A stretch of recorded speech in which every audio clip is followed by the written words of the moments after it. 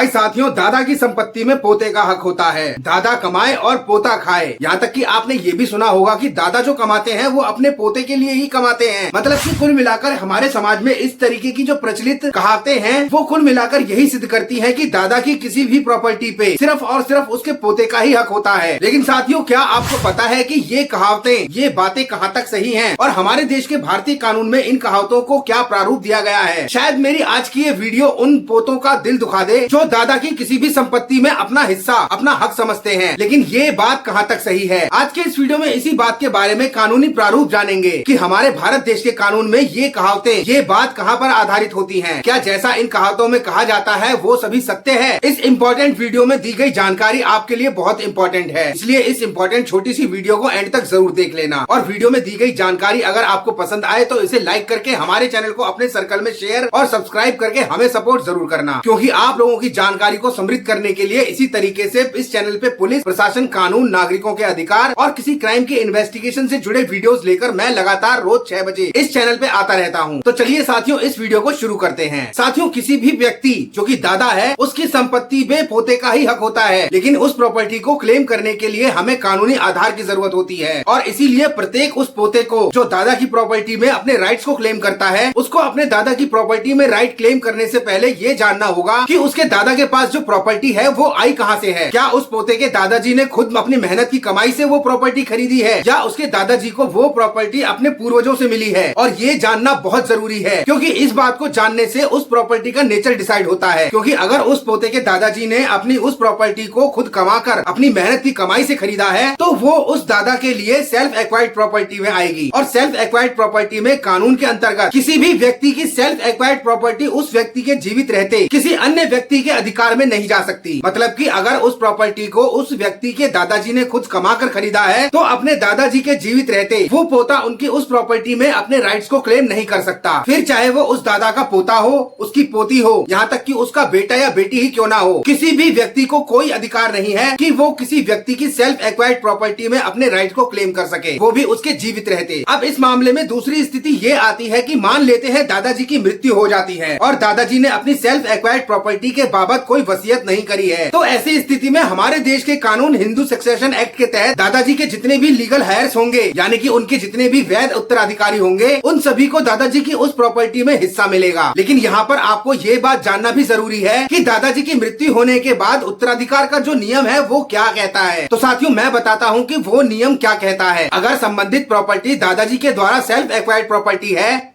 और दादाजी की मृत्यु